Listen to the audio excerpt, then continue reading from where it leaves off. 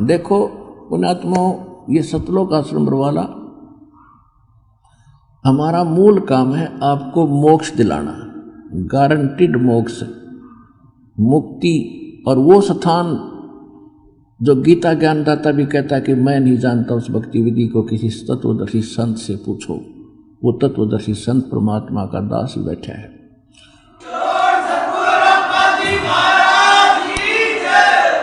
कौन सा? श्रीमद् भगवद गीता अध्याय नंबर 18 के श्लोक नंबर 62 में कहा कि अर्जुन तू सर्व भाव से उस परमेश्वर की शरण में जा, यानी मेरी भक्ति भी छोड़ छाड़ दे। सर्व भाव से उस परमेश्वर की शरण में जा जो गीता ज्ञानदाता से अन्य है, और उसकी कृपा से तू परम शांति को और सनातन परम धाम को प्राप्त होगा। गीता अध्याय नंबर 15 के श्लोक नंबर 4 में कहा कि अर्जुन जब तत्वदर्शी संत की प्राप्ति हो जाए, फिर उस तत्व ज्ञान रूपी शस्त्र के द्वारा संज्ञान न काट के उसके पश्चात परमेश्वर के उस परम पद की खोज करनी चाहिए, जहां जाने के बाद साधक फिर लौटकर कभी संसार में नहीं आते। और जिस परमेश्वर ने सब ब्रह्मांडों की रचना की है, और केवल उसी की भक्ति कर और उसी की शरण में रहे, तो वो कौन है? वो आपको बता दिया। अंत कोट ब्रह्मांड का एक रत्ती निभार सतगुरु पुरुष कबीर है, सब के सृजनहार। और कौन वो कबीर? हम सुल्तानी नानक तारे दादू को उपदेश दिया, अर्जात दुल्हा भेद निभाया, काशी माए कबीर हुआ। वो धानक, वो दुल्हा, वो है वो सारी सृष्टि अर्चनार। अब वो स्थान मिलेगा आपको इस सतलोक आश्रम पर वाला में। तो हमारा जो मूल उद्देश्य है, या कोई आओ चाहे मत आओ, हमारा उद्देश्य है आपको काल के जाल से छुटवा के फॉर एवर सुखी करना, सदा के लिए सुखी करना। और आप आते हो यहाँ केवल कोई रोग है, ये भगवान रोग दूर हो जाए। किसी को कोई अन्य टेंशन है, कोई अधूरा काम रह रहा है, किसी की बेटी का विवाह नहीं हो रहा है, किसी का काम नहीं चल रहा है, आप तो केवल ये मांगने आते हो। और ये तो हम आपको रूंगे में देंगे, रूंगे में, यानी फ्री ऑफ कॉस्ट।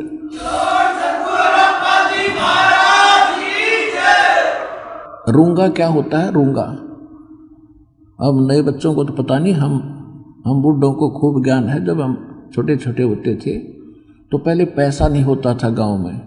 सभी कार्य जो भी कोई वस्तु लेनी होती थी, दुकान पर जाते थे या दुकानदार वहाँ आते थे, फेरी लगाने वाले, कोई सब्जी बेचने या कोई कुछ बेर बेचने वाला, कोई फल लाता था। तो हमारी दादी जी क्या करती थी, एक बेला भर के गेहूं का, और सामने आकर बैठ जाता था वो कोई सामान बेचने, या जैसे कोई फल ले रहा है या कोई सब्जी ले रहा है, आलू या टिंडे, तो वो पूछा करती भाई कैसे देगा टिंडे। तो क्या करता था, गेहूं के 2 बार, यानी गेहूं आपके एक बेला गेहूं है, तो तराजू में डाल दिया, और दूसरे पलड़े में टिंडे भर दिए, बराबर के तोल के टिंडे डाल दिए 2 बार। फिर मेरी दादी जी क्या करती, भाई रूंगा और दे, रूंगा यानी सौदा तो लिया जो होना था, रूंगा वो 2 टिंडे ठाकर और दे देता, अकेले था ना भाई एक और दे दे, ले एक और ले ले।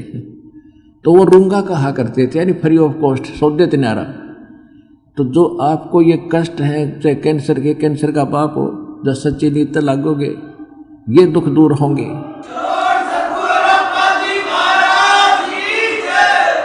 जब आपको सिद्ध कर दिया कबीर इज गॉड, और गॉड के नहीं कर सकता, भगवान सब कुछ कर सकता है, लेकिन आप उससे फल प्राप्त करने के लिए लाभ प्राप्ति के योग्य बनना पड़ेगा। सतगुरु के दरबार में भाई कमी कहे कि ना, अनसा मौज ना पावता कोई तेरी चूक चाकरी मार। अब ये भी देखते हैं, आप सुनते इंटरव्यू, आशीर्वाद से ठीक हो गए, घर पे ही प्रार्थना की थी, नाम भी ना लिया, वहीं से मालिक पहुंच गए और वहीं से सुख देने शुरू कर दिए। और जो कोई कह रहे हैं मैं 4 बार आ लिया जी, कुछ राहत नहीं मिल रही, तो बताओ उसने के जवाब दूंगा, भाई हो जाएगा, लगा रहे। इसके भी 2 कारण होते हैं। जैसे एक तो दीर्घ रोगी हो, डॉक्टर के पास जाता है, डॉक्टर उसको एडमिट भी करता है और लगभग 6 महीने का ट्रीटमेंट करना पड़ता है तो वो स्वस्थ होता है। लेकिन हो जाएगा कि वो ट्रीटमेंट सही है और एक इंजेक्शन और 2 टेबलेट में ठीक हो गया। ये वो नौके जी मैं क्यों ना ठीक हो यार, वो तो एक घबराया फिर स्वस्थ हो गया। तो ऐसे आपकी किस्मत के अंदर जो घने भयंकर पाप हैं, पहले परमात्मा उनने काटेगा जो आपके जीवन नाशक होंगे, और फिर धीरे धीरे आपने ट्रीटमेंट लगे रहो। ट्रीटमेंट सही है तो किसी को 2 महीने पीछे हो जाएगा, किसी को 6 महीने के बाद होगा गारंटीड, जब विश्वास से लगे रहे।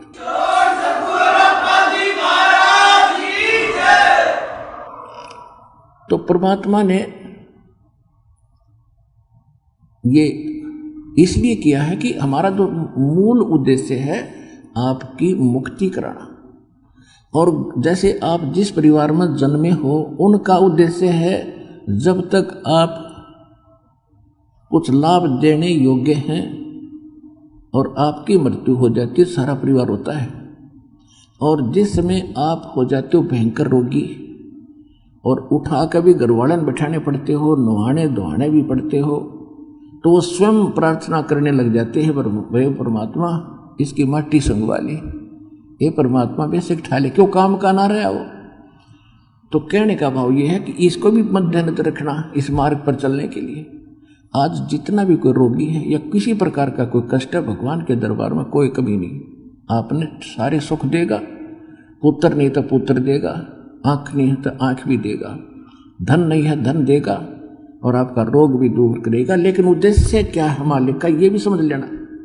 अगर आप उस पर खरे नहीं उतरोगे, मोक्ष कराने का उद्देश्य आपका नहीं होगा, तो फिर आपको वो थोड़ा बहुत जैसा करोगे वो मिल जरूर जाएगा, लेकिन ऑल इन वेन रहेगा, व्यर्थ हो जाएगा।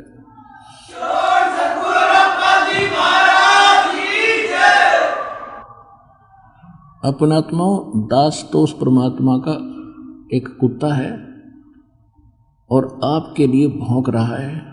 आप धनी हो उस, और आपको जगाने के लिए बार बार प्रयत्न कर रहा हूँ, और जो जाग गया इस मार्ग पर लाग गया, बेड़ा पार हो जाएगा, उसका सारा धन बच जाएगा और सदा सुखी रहेगा।